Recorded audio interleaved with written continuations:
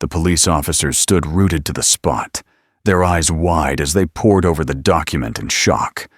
The man they'd been summoned to escort out, the one they'd pegged as an intruder, was none other than the new owner of Peak Performance Autos. The showroom, just moments ago alive with hushed murmurs and tension, fell into a chilling hush.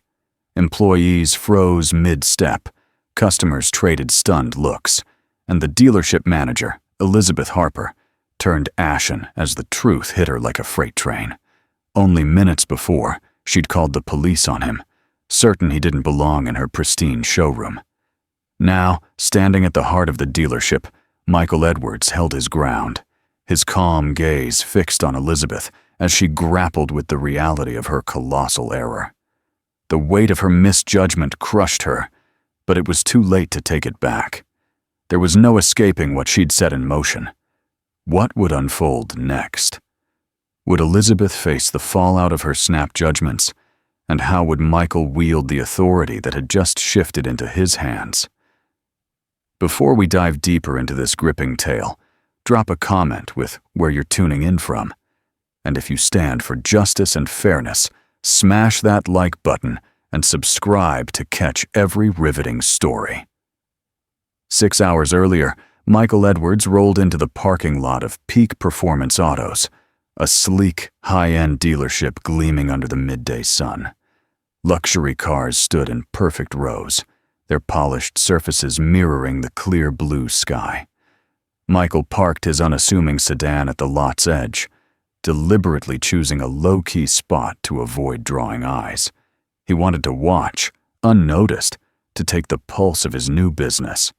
Clad in a sharp navy blazer, crisp white shirt, tailored slacks, and gleaming leather shoes, he radiated quiet confidence.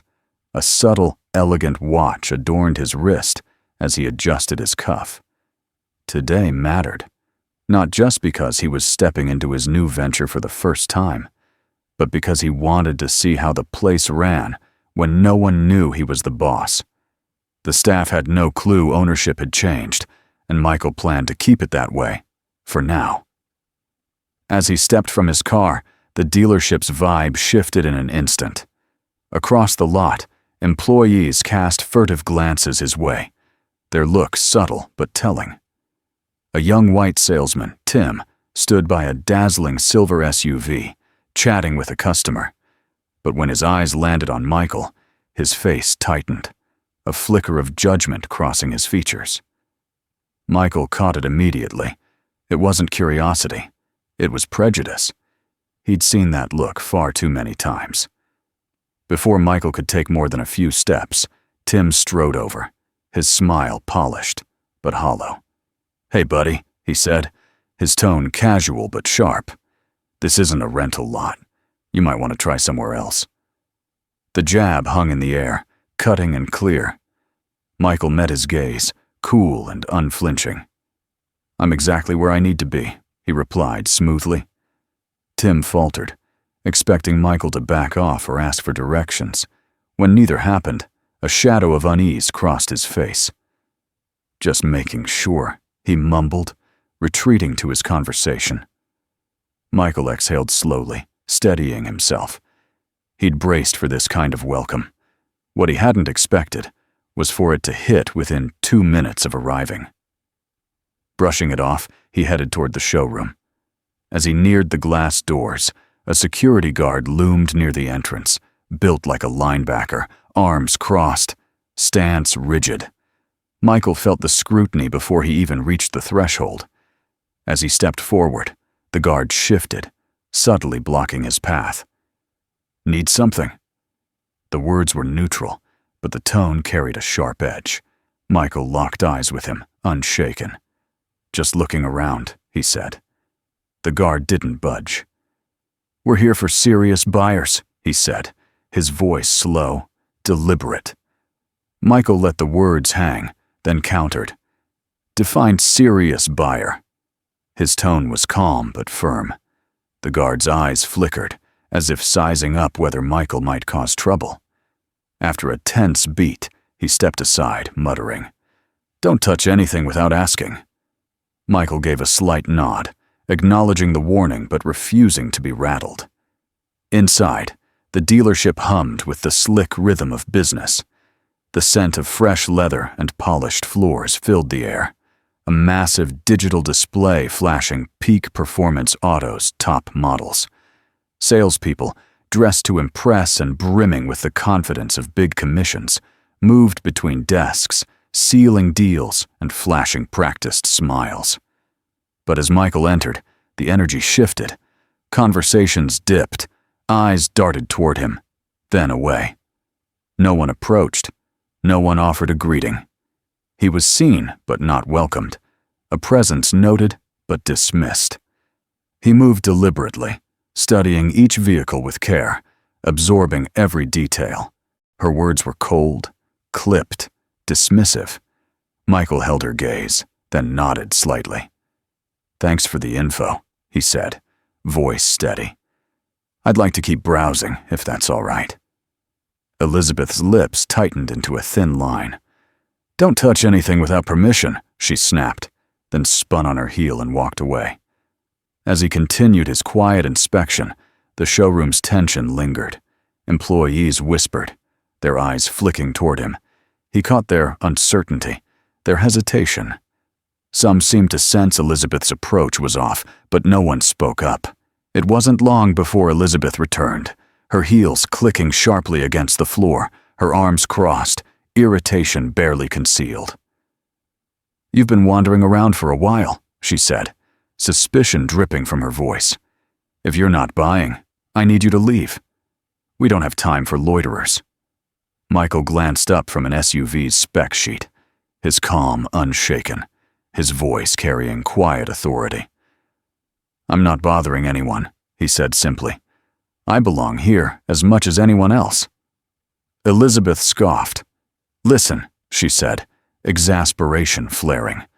"I've dealt with your type before. People coming in, wasting time, acting interested. This is a business. If you're not buying, get out." A few employees exchanged uneasy looks. Michael's gaze stayed steady. "You're making assumptions about me," he said evenly. Elizabeth's eyes narrowed, her irritation teetering on hostility. "I know my job," she snapped. "Prove you're serious, or I'll handle this my way." The room's tension thickened, drawing eyes from nearby staff. They watched in silence, unsure how to react. The stage was set for a showdown, but Michael stayed cool, never raising his voice, meeting Elizabeth's glare with a calm that only fueled her frustration. And that was just the start. Elizabeth's stare was razor-sharp, her patience razor-thin, her condescension impossible to miss. Michael stood tall, his face unreadable, his composure unshaken. His refusal to react emotionally only stoked her anger. "I've told you to leave," she said, arms crossed tightly. "Refuse, and I'll call security." The showroom grew quieter, employees and customers taking notice. The buzz of commerce faded, replaced by an uneasy tension hanging over every polished car and pristine desk. Some staff exchanged nervous glances, stepping back as if dodging an approaching storm. One young salesman shifted awkwardly, as if torn about stepping in. But Elizabeth's commanding presence kept him frozen. She'd built her reputation on being unyielding, and no one dared challenge her. Michael exhaled slowly, his eyes steady.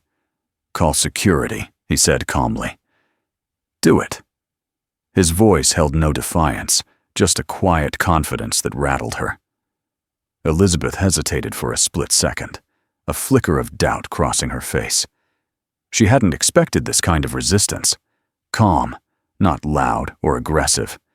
His poise threw her off, but she refused to back down. With a frustrated sigh, she pulled out her phone, making a show of dialing security. "Yes, there's a man in the showroom who won't leave," she said loudly, ensuring everyone heard.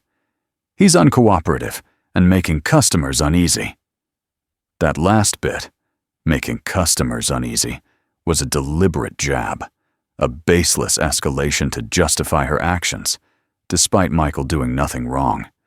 It was a tactic he'd seen before, and watching it play out in real time was infuriating. Still, he kept his cool, jaw tight, but demeanor steady. Security arrived swiftly, a tall, broad-shouldered man in a crisp uniform, his face unreadable as he approached. Elizabeth pointed at Michael. "This guy's been loitering," she said briskly. "Wandering, taking notes on his phone, refusing to go.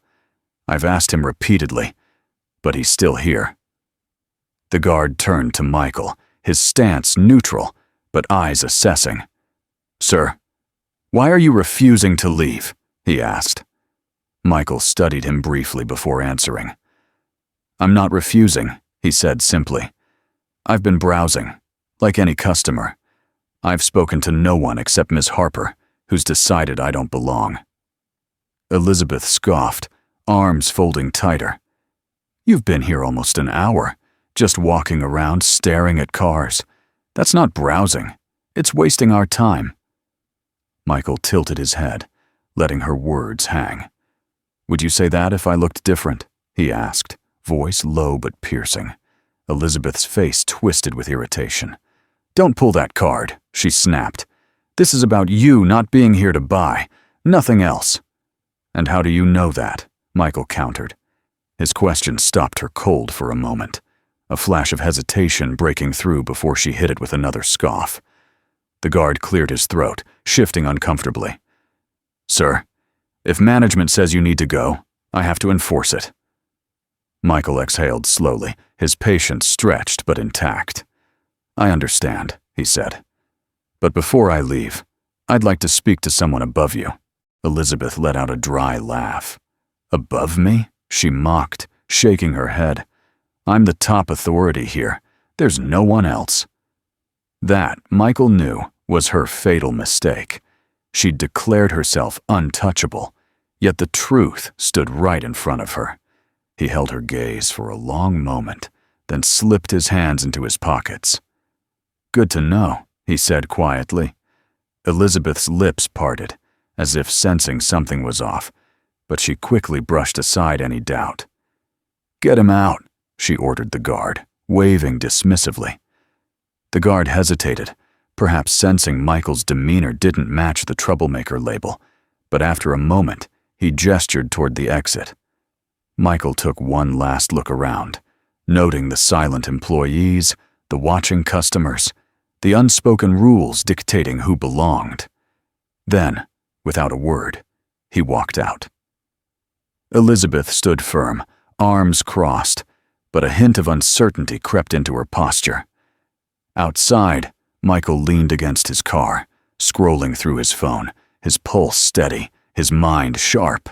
He could have revealed the truth right then, could have stormed back and watched Elizabeth's world crumble, but he held back. He wanted her to stew in her mistake a little longer. The real showdown was coming. What do you think Elizabeth will do when the truth hits her? Will she scramble to save face, or dig in deeper? Drop a 1 in the comments if you think she'll try to talk her way out, and stick around to see how this unfolds. Michael lingered outside for a few minutes, his fingers gliding over his phone, but his focus was razor sharp, replaying every detail of the confrontation. Elizabeth had been so quick to write him off, so eager to boot him from her dealership, never once considering she might be wrong. Her arrogance, her unchecked bias, had solidified over years into something rigid. But Michael knew people like her. They thought they were untouchable until the truth hit them square in the face. He straightened his blazer, took a deep breath, and strode back toward the dealership's entrance. The glass door slid open, and he caught the exact moment Elizabeth spotted him. Her posture stiffened, her lips pressing into a tight, annoyed line. She signaled a nearby salesman with a subtle gesture. The young man hesitated, then stepped forward. "Sir, you were asked to leave," he said, his voice cautious but firm. Michael eyed him, noting the unease in his face.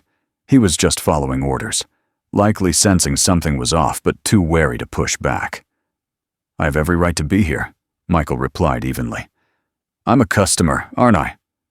The salesman swallowed, his eyes flicking to Elizabeth, who was already marching toward them, Her steps clipped. "I don't know what game you're playing," she said, her tone sharp and commanding, "but I'm done with this." Michael stood still, letting her frustration build, her impatience radiating. "I've told you to leave," she said. Michael met her gaze, calm as ever. "And if I don't?" he asked, tilting his head. "You'll call security again." Elizabeth gave a humorless laugh, shaking her head. "You think this is a joke? I don't know what you're up to, but I'm through playing." Michael didn't flinch, his calm only stoking her irritation. She turned to the same security guard, who'd been watching from a distance. "Get him out," she snapped. "Now!" The guard hesitated, shifting his weight, then nodded and stepped forward. "Sir, you're disrupting the showroom. You need to go." Michael exhaled, glancing around. Customers were staring openly now, some whispering. A young couple near the front desk looked uneasy, the woman nudging her partner to look away. Some employees buried their heads in paperwork, but their ears were tuned in. It was a spectacle, and Elizabeth seemed to revel in her authority before the crowd. Michael paused, then reached into his pocket. For a fleeting moment, Elizabeth tensed, as if expecting something threatening. The reaction was brief, but telling. He pulled out his wallet, flipping it open to reveal a neatly folded document. He handed it to the guard with deliberate care. "Before you escort me out," he said, voice steady, "read this." Elizabeth sighed, exasperated. "Oh, come on, just get him out."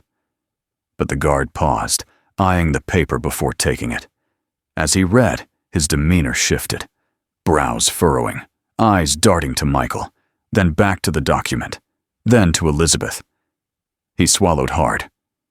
"Ms. Harper," he said, his voice unsteady, "you need to see this." Elizabeth rolled her eyes. "I don't have time for his nonsense," she snapped. The guard hesitated, then stepped toward her, holding out the paper. "Ma'am," he said, his tone cautious, "you really need to look at this." She snatched it, barely glancing before barking, "What is this supposed to be?" But as her eyes scanned the words, her breath caught. She blinked, rereading, her mind racing to process the truth. Her grip tightened on the paper. Then, as if stung, she looked up at Michael. "No," she said, shaking her head. "This can't be real." Michael said nothing, just waited. Elizabeth's throat bobbed as she swallowed, her eyes frantically searching the document for any sign it was fake, a prank, anything but the truth. But there was no denying it. The name at the bottom was his. Her breathing quickened, her chest heaving as the reality sank in. Michael let the silence stretch, heavy and unyielding over the showroom. Then, at last, he spoke. "You said you were the highest authority here," he said, voice calm and measured, "that there was no one above you." Elizabeth's lips parted, but no words came. "It seems," Michael continued, "you were wrong." Her face was a storm of emotions. Shock, disbelief, a hint of panic. She opened her mouth, then closed it, grasping for an excuse that wouldn't come. The employees, the customers, the guard, they'd all seen her dismiss him, belittle him, try to throw him out of his own business. Michael turned slightly, his gaze sweeping the room, taking in the silent onlookers. He'd dealt with people like Elizabeth for years, those who never questioned their biases until it was too late. "I was told to leave," Michael said, his voice carrying across the showroom, "because I didn't belong, because I wasn't a serious buyer." He let the words sink in, his tone steady, never sharp, but heavy with meaning. "And yet," he said, turning back to Elizabeth, "I'm more serious about this dealership than anyone here." Elizabeth stumbled back half a step, her confidence crumbling in real time. Employees exchanged uneasy glances, some shifting awkwardly, unsure what came next. Michael, though, was certain. "How I was treated today is unacceptable," he said simply, "not just as a customer, but as a person." Elizabeth's face burned with humiliation, her fingers twitching as if itching to shred the document and erase this moment. But there was no way out. Michael had given her every chance to do the right thing, and she doubled down every time. Now, the consequences were here. Elizabeth's face drained of color, her grip on the document so tight it seemed she could will the truth away. The showroom's air grew thick, Michael's quiet authority pressing down on everyone. Employees, customers, all frozen in place. He stood still, his expression unreadable, waiting for her response. But Elizabeth, with all her years of control, her belief she was untouchable, did what people like her often do when backed into a corner. She doubled down. With a sharp breath, she straightened her blazer, squared her shoulders, and forced a laugh, though it lacked any warmth. "I don't know what stunt you're pulling," she said, her voice strained but clinging to authority. "But I won't be made a fool."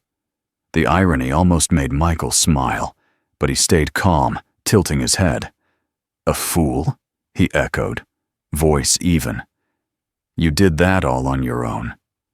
The murmurs among the employees grew, some exchanging nervous looks, realizing Elizabeth's next move wouldn't be an apology. It would be another misstep. She turned to the guard again, her voice sharp. "Get him out, now." But the guard didn't budge, his jaw tight as he glanced at Michael, then back at her, grappling with the situation's weight. Michael saw it, the guard's hesitation, the dawning realization that this was no simple trespassing issue. But Elizabeth, blinded by stubbornness, refused to read the room. Her eyes darted around, catching the wary stares of her staff, feeling the shift in control. She was losing her grip. So, instead of backing down, she made a worse move. She grabbed her phone. "If security won't handle this, I will," she snapped, dialing quickly. Michael watched, unflinching. He knew what was coming. And sure enough, when the call connected, her voice oozed false urgency. "Yes, this is Elizabeth Harper, manager at Peak Performance Autos," she said. "We've got a disturbance. A man refusing to leave after multiple requests. He's getting aggressive. We need officers here now." Michael didn't react, but he noted the employee's tension at her word. Aggressive. It was a deliberate lie, a dangerous framing meant to escalate things. She'd said it with such conviction, expecting everyone to back her up. Some employees looked uneasy, their eyes flicking to Michael, then to each other, as if debating whether to speak. But no one did. No one challenged her. Elizabeth ended the call with a smug nod, slipping her phone back into her pocket and crossing her arms. "I suggest you wait outside," she said, her confidence returning. "You'll learn actions have consequences." Michael let out a slow breath, the faintest hint of a smile, cold, sharp, crossing his lips. "You're right," he said softly. "They do." The words hung heavy, but Elizabeth, caught in her own arrogance, missed the warning. Moments passed, the tension unbearable, until sirens wailed in the distance, cutting through the silence. Employees shifted nervously. Customers glanced at the entrance, pretending to browse. Tim, the young salesman, looked sick, gripping the counter's edge. Then, the glass door slid open, and 2 uniformed officers stepped in. Elizabeth moved forward, her demeanor shifting to polished professionalism. "Officers, thank you for coming," she said smoothly, pointing at Michael. "This man's been causing trouble. We've asked him to leave multiple times, but he refuses. He's making customers uncomfortable." The officers glanced at Michael, their faces neutral. One, a tall man with keen eyes, studied him a moment longer than needed. "Sir," he said, tone even, "can we talk for a moment?" Michael nodded, hands slipping into his pockets, his movements slow, deliberate. "Of course," he said, calm as ever. He felt Elizabeth's eyes, waiting for him to crack, to show fear. He didn't. "Want me to step outside?" he asked, glancing at her briefly before turning back to the officers. The taller officer exchanged a look with his partner, then nodded. That'd be best. Michael walked to the exit at a steady pace, stepping just outside. The officers followed, keeping a few feet back. Inside, employees hovered near the windows, their faces half hidden by the sunlit lot's reflection. Elizabeth stood by the entrance, arms crossed, a smug look on her face. She thought she'd won, that she'd shaped the narrative in her favor. Michael let her believe it for a few more seconds. Then, with measured calm, he reached into his blazer and pulled out the document again, unfolding it fully and holding it up for the officers. As their eyes scanned the text, their demeanor shifted. The shorter officer let out a quiet breath, his brows shooting up. The taller one blinked, then looked from the paper to Michael and back. "You're the new owner?" he asked, disbelief in his voice. Michael gave a single nod. "Closed the deal last week," he confirmed. "I came in today to see how things run without announcing who I am." The taller officer exhaled slowly, the truth sinking in. He glanced toward the showroom, where Elizabeth still watched, her expression unreadable, but her posture stiffening. Michael saw the moment realization hit her. Her arms dropped slightly, her jaw tightened, her confidence wavered. The officer turned back to Michael, his tone cautious. "Do you want us to handle this?" he asked. Michael shook his head. "No need," he said smoothly. "I've got it." The officer nodded, relieved, and muttered to his partner, "Let's wrap this up." They headed back toward the entrance. Elizabeth stepped forward, her body language betraying a flicker of unease. The officers re-entered, their faces now unreadable. "Ma'am," the taller one said to Elizabeth, "there's been a misunderstanding." The words were simple, but their tone drained the color from her face. A heavy silence stretched out. Then, Michael stepped back inside, his movements deliberate, commanding. His gaze swept the room, lingering on the employees, the customers, the guard, who now looked deeply uncomfortable. Finally, he turned to Elizabeth. "You mentioned consequences," he said, voice light but cutting. Her blood ran cold. Does Elizabeth deserve a second chance, or has she sealed her fate? Comment 1 if you think actions should have consequences, and stay tuned to see how this plays out. Elizabeth's world was collapsing in real time, yet she clung to denial. Her fingers twitched, her eyes darting between Michael, the officers, and the employees, who'd stopped even pretending to work. Everyone watched, waiting for her next move. The showroom's usual buzz, customer chatter, coffee cups clinking in the break room, had dissolved into a suffocating silence. Her mistake pressed down on the very walls. The officers had called it a misunderstanding, but their eyes said more. They knew what she'd done, holding back only out of professionalism. And Michael, the man she'd tried to humiliate, to eject, to label aggressive, stood before her, steady and unreadable, waiting. Waiting for what? An apology? An admission? The idea twisted her gut. Her throat was dry as she forced out words. "There's gotta be some mistake," she stammered, her usual confidence faltering. "You're saying you own this place." "That's exactly what I'm saying," Michael replied, his voice unwavering. Elizabeth shook her head, but the paper in her hand told the truth. She stared at it, rereading the name, the signature, her stomach churning. She wanted to call it a fake, a setup, but she knew better. The officers had verified it, the guard had seen it, and her employees were whispering, their voices cracking the tension like glass. She was cornered, with nowhere to run. For the first time in her 15 years at Peak Performance Autos, Elizabeth had no control. She'd always been the one in charge, the one everyone answered to, her reputation built on being tough, decisive, commanding. Now, she was powerless. She'd spent the last hour treating Michael like a trespasser, talking down to him, dismissing him. and he could end her career with a word. The realization hit like a sledgehammer. Michael watched her emotions flash: anger, disbelief, panic. He'd seen people like her before, those who never faced consequences, who thought they were always right. He let her stew a moment longer before speaking. "You assumed I didn't belong," he said, voice calm, measured. "You thought my clothes, my look, meant I wasn't worth your respect." Elizabeth's lips parted, searching for a defense, but nothing came. "You called security," Michael continued, his tone steady but heavy. "When that failed, you called the police. And when that didn't work, you called it a misunderstanding." Humiliation burned in Elizabeth's chest, raw and unfamiliar.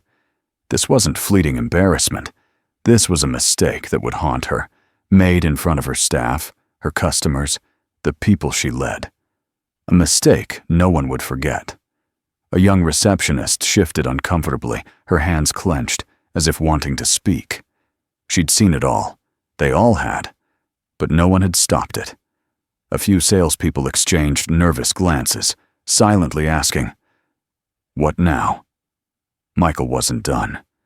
He turned from Elizabeth, addressing the room, his voice carrying the weight of everyone who'd ever been judged before they could prove themselves. "Today wasn't just about me," he said, his eyes sweeping over the silent employees, the watching customers.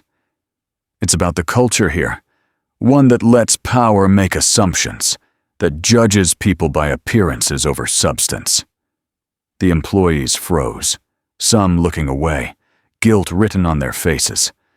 Elizabeth felt the ground shift, her control slipping away. Her pride urged her to fight, to find an excuse, but it was futile. Michael wasn't here to argue. He was here to change everything. Then came the moment she dreaded. Michael turned back, his voice cold, final.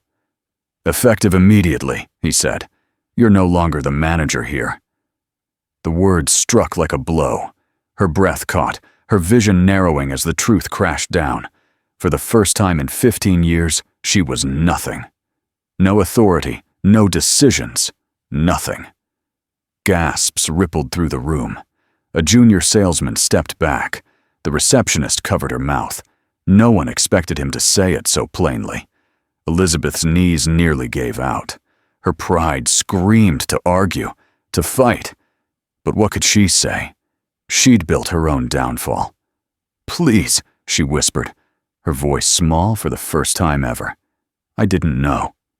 Michael's face stayed unreadable. "That," he said, "is the problem." The silence was deafening.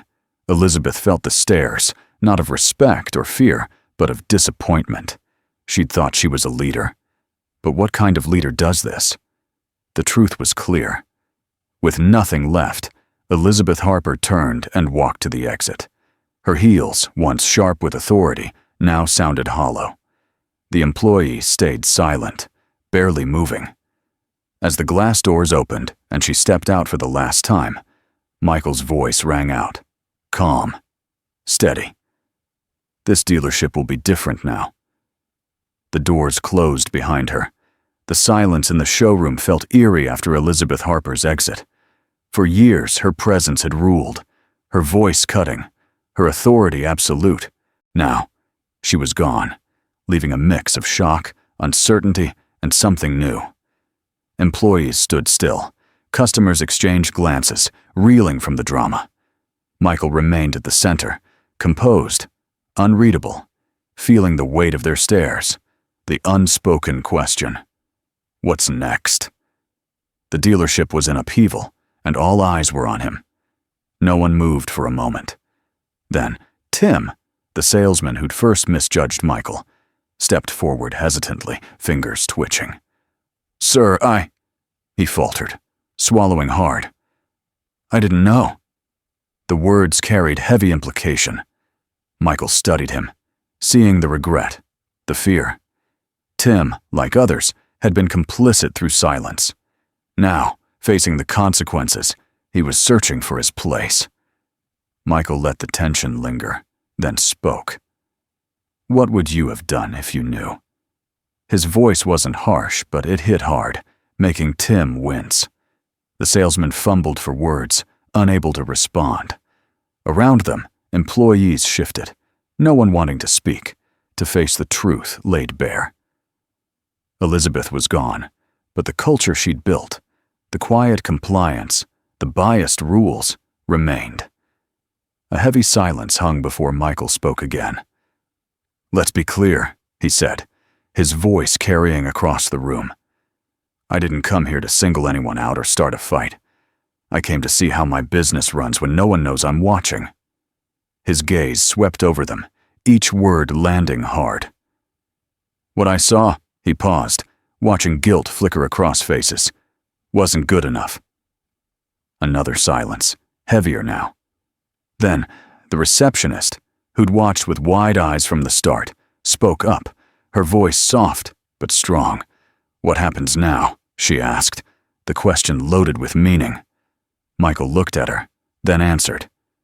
"Now," he said, "we change." He walked to the showroom's front, his quiet authority shifting the room's energy. "This dealership won't run like it used to," he said. "No more discrimination. No more judging customers by their looks, their cars, their clothes. That stops today." His words were final. A new era declared. But he wasn't done. He turned to the employees, his gaze sharp. "Those of you who stayed silent today," he said, letting the words sink in as some shifted uncomfortably. "Ask yourselves why." Some looked down. Others tensed. Tim's fists clenched, bracing for what came next. "If you can't meet this dealership's new standard," Michael said, "you don't belong here." The message was unmistakable. This wasn't just about one firing. It was about rewriting how this place worked, and Michael wouldn't tolerate resistance. No one spoke. Then the receptionist nodded, standing taller, resolute. "I want to be part of that change," she said, her voice firm. "Me too," a salesman across the room added, his face determined. One by one, others nodded, some hesitantly, but the shift was clear. Michael watched, gauging their sincerity. He didn't expect instant change. It took time. But this was a start. He nodded slightly, a faint smile breaking through. "Then let's get to work," he said. The room's energy shifted, tension easing into something new. Employees exchanged looks, some relaxing, others still cautious. But movement replaced the earlier stillness. For Michael, it was enough. For now. As the staff dispersed, Michael turned toward the entrance. The elderly couple who'd watched the whole ordeal approached. The man, in a tweed jacket, offered a handshake. "Young man," he said, voice warm but firm, "you handled that with class." Michael shook his hand, offering a small smile. "Thank you," he said sincerely. The woman nodded approvingly. "It's refreshing to see someone stand up for what's right," she said, "for yourself and everyone here." Michael exhaled, nodding. That was exactly why he'd done this. For every employee too scared to speak, every customer treated unfairly, everyone told they didn't belong. He took one last look around the showroom, the past, the present, the future he'd built. The responsibility settled on him not as a burden, but as a choice he was ready to embrace. Standing at the showroom's heart, Michael felt the change taking root at peak performance autos. Today wasn't just about one moment. It was about what followed. The employees, once uncertain, were starting to grasp their new reality. New leadership, new expectations, new responsibilities. The old culture of bias and assumptions would no longer define this place. Michael hadn't planned to make a scene, but sometimes change demanded a reckoning, a moment that forced people to face their actions. Today was that moment. He turned to the receptionist, still at her desk, hands clasped tightly. She'd shown unease when Elizabeth called the police, one of the few who'd seemed to see the injustice. "You said you want change," Michael said, voice firm but even. Then I need you to hold people accountable. This can't just come from me. She stood straighter, nodding. I get it, she said, her earlier hesitation fading. Employees began moving, returning to their tasks, still processing the day's events. Michael watched them whisper, some nodding in agreement, others unsure. That was okay. Change took time, built step by step. Heading to the main office, the hum of business resuming behind him, he spotted Tim, the salesman who'd first misjudged him. Tim stepped forward, face conflicted. Sir, he began, hesitating, fists tightening. I messed up earlier. I shouldn't have treated you like that. Michael let the moment hang, seeing the effort behind the words. Tim wasn't alone in needing to unlearn old habits, but he was trying. I appreciate that, Michael said after a pause, but words aren't enough. Show me you'll treat every customer right. Tim nodded quickly. Yes, sir, he said. Michael gave him a final look before entering the office, where administrative files waited. There was work to do, contracts, policies, new leadership to appoint. Inside, the quiet contrasted with the showroom's energy. Shelves held records of deals, reports, and finances. He pulled Elizabeth's file, scanning her performance reviews, the ignored customer complaints, the overlooked employee concerns. It was all there, buried, waiting for someone to notice. No more, he said, closing the file.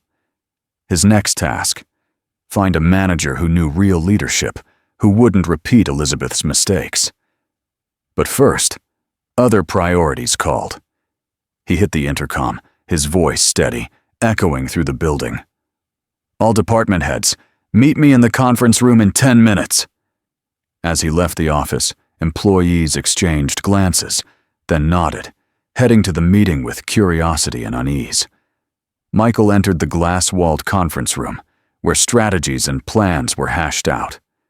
Department heads, finance, sales, service, inventory, filed in, some adjusting ties, others crossing arms. Their faces showed uncertainty, the aftermath of the day's upheaval. Some had been loyal to Elizabeth, others just followed the status quo. None of that mattered now, only what came next. He let the silence settle before speaking, leaning forward, hands on the table.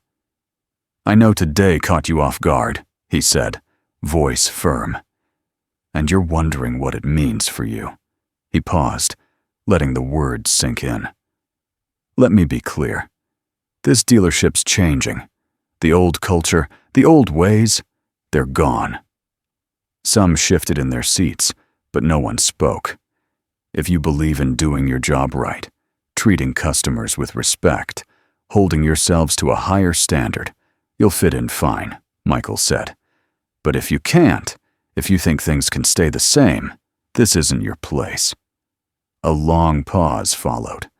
The finance manager, a veteran in her late 50s, cleared her throat. If we want to stay, she asked cautiously. Michael met her eyes, unwavering. Prove it, he said. To me and to everyone who walks through those doors. She nodded, satisfied. Others followed, exchanging quiet glances, nodding. Resistance lingered, but Michael expected that. Change wasn't instant. It was a process. The meeting ran another half hour, covering logistics, transitions, and immediate changes. By the end, the room's energy had shifted. Uncertainty remained, but momentum was building. Employees who'd felt powerless now saw their voices mattered. As Michael left the conference room, the elderly couple lingered near the front. The man smiled, offering a handshake. You've got a tough road ahead, he said, admiration in his tone. Michael shook his hand firmly. That's the plan, he replied. The woman nodded. We'll be back, she said. This place will be different under you. Michael exhaled, offering a grateful smile. That's the goal, he said. As they left, he turned, surveying the showroom, his employees, his customers, his business. This wasn't about one day, one incident, one person. It was about building something better, setting a new standard, ensuring no one felt unwelcome again. The future started now, and Michael Edwards was ready to lead it. That evening, as Michael walked out of Peak Performance Autos, he knew today was more than a confrontation. It was a turning point. Not just for Elizabeth, not just for the staff, but for the dealership itself. The old ways, silent biases, snap judgments, unequal treatment had been laid bare, impossible to ignore. Today was about accountability, exposing unchecked behavior. But more than that, it was about change, because pointing out a problem is only half the battle. Fixing it is what counts. Elizabeth Harper's fall came from her arrogance, her refusal to question herself, her belief she was untouchable. That cost her everything. But she wasn't alone in the blame. The silence of those around her had let her act unchecked for years. That was the real lesson. Injustice grows in silence, in places where people are too scared or indifferent to speak. If one employee had challenged Elizabeth's treatment of Michael, things might not have spiraled, but their silence made them complicit.